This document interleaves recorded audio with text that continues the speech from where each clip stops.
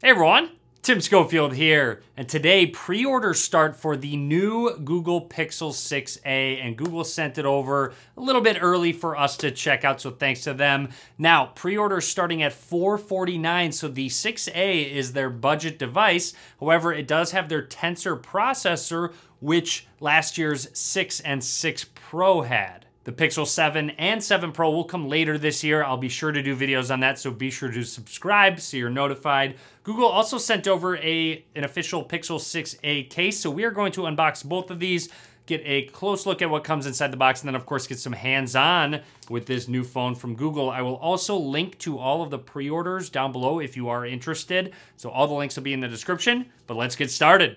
Here is our Pixel 6a from Google. We're gonna set the case to the side. We'll check that out in just a little bit. Now, obviously this is the sage color that they sent over. It is also a 5G device, in case you were wondering. So yes, even though it is a budget device, it has 5G connectivity. Now, opening up the box, we are greeted with that 6a right away. We're gonna set it to the side for just a second. It lets you know it has the Google Tensor processor. It also comes with an adapter, USB Type-C male to USB Type-A female for transferring data. And you also get a cable here, which is USB Type-C to USB Type-C for charging. And no, it does not include a charging brick. I actually think that's everything in the box. Just kidding, there's a little bit more. You do have a SIM ejection tool there, and obviously you got some booklets. I almost forgot about those. So you got your Google booklets, getting started guide, all that good stuff. And on to what you came to see. I do really like this sage color, especially with the different two-tone green look in between that black bar up towards the top. Anyways, flipping it over lets you know there is an in-display fingerprint scanner. We'll set that up in just a second. Peeling that off, let's go ahead and press the power button here, and while it boots up, let's take a closer look at the hardware of the 6a. Down at the bottom, we have a microphone, USB Type-C port for charging, and one of our stereo speakers. Make note, all the way around, it is just completely black. A really sleek looking phone, in my opinion. Now, on the side here, it has a couple volume rockers and the power button with a little bit of an indentation on the side here, similar to what they had on the 6 and 6 Pro. Make note, very minimal camera bump. It does protrude out just a little bit, not very much though. Up towards the top is just a single microphone right there. Moving along, on the left side is where our SIM card slot is. Flipping it over on the back, just a closer look at that coloring.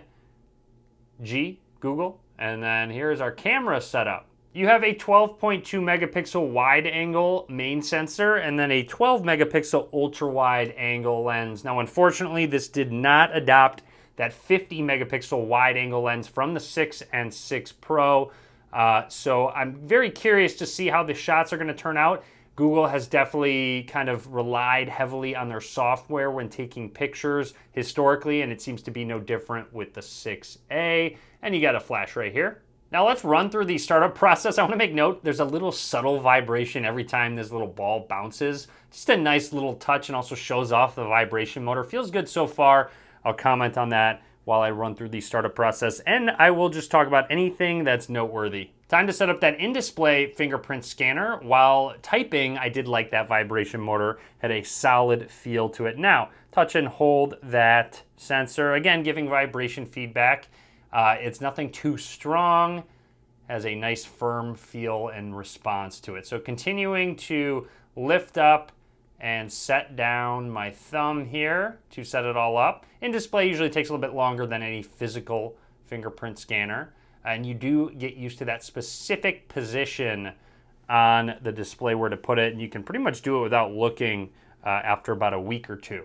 All right, we are all set and ready to go. Brings us to the home screen of the brand new Google Pixel 6a. Swiping up, here's all of our apps. So let's run through and see some of our options. So to change the wallpaper, you can go through and quickly select different wallpapers to apply. I think it's downloading the wallpaper and applying, but there's a lot of customization options within this. You'll see you can change the theme based on specific colors from your wallpaper. You'll notice all these options are changing the color of the display. There's a dark theme. You can try themed icons if you'd like to, change the app grid, or go through and really customize your wallpaper depending on, you know, whatever image you like. So let's go ahead and select this one, put it on the home screen, see how that looks, and we are all set up and ready to go. Now this is a flat display, so no curve, more area on the sides to grab, a little bit easier to hold. This is a 6.1 inch 1080p OLED display. So great that it does include an OLED display. Unfortunately, it is only 60 hertz, so not quite as smooth as other Pixel devices, which is noticeable out of the box. I can tell with my naked eye just that if a higher refresh rate is turned on or not. But again, they do have to save some money, cut a little bit of costs, and that is one of the areas that they do so. Now, diving into settings of our device, let's go through. It is on dark mode right now within display. You can customize that to your liking within your display settings with dark theme, screen timeout. Let's bump that up, obviously. There we go. So colors, you can change from natural, boosted, or adaptive, but notice there is no way to change the resolution of the display or that refresh rate, of course, because it is at 60 hertz. Scrolling down a little bit more, in system gestures, there's a group of different gestures such as pressing and holding the power button, quickly opening camera, quick tap to start actions, a group of different ones that you can see right here. You can even get your 3-button navigation back if you so choose. Now, let's go ahead and test out that in-display fingerprint scanner very quickly. There we go, setting our finger down like so. There is a little bit of a vibration feedback to let us know that we are setting our finger down. So it does not work with the display completely off, so just kind of keep that in mind. You have to have that display on, or you can have the always on display turned on, which I don't actually think is on. All right, so it is not. You can have it always show time and info, or just tap to check phone. It's kind of up to you. But when I lock it now, you'll notice there's a little icon there that shows a bunch of info, like notifications or the battery percentage, and then you can set your finger down. But if you don't have that on, it will just be a darker screen, and you can't unlock the phone. You have to tap and then unlock. So it's up to you. It's not really that much longer to just tap and set your thumb down. Now, also, now playing, just such a cool feature that no phone has adopted, and I use it all of the time on my Pixel. It's amazing, actually, just being able to find new music. You always hear new songs when you're out and about, and you always forget to kind of mark them down and listen to them later, but this keeps a history going and everything. It's great. So Google, fantastic job with Now Playing. It just gets better and better. Anyways, going back to our home screen, let's dive into the camera app very, very quickly and snap a quick picture there. Shutter speed seems very quick. You can zoom in up to 2x, but keep in mind this is a digital zoom, or you can go to that 0.6 ultra wide angle lens right there. So snapping some pictures there still seems fairly quick and snappy. In terms of different options for modes, there's night sight, which I highly recommend using in darker situations. It works very well. Portrait mode, video, and into other various modes, panorama, photosphere, and lens. And last but not least, as promised, let's open up this translucent case for our 6A.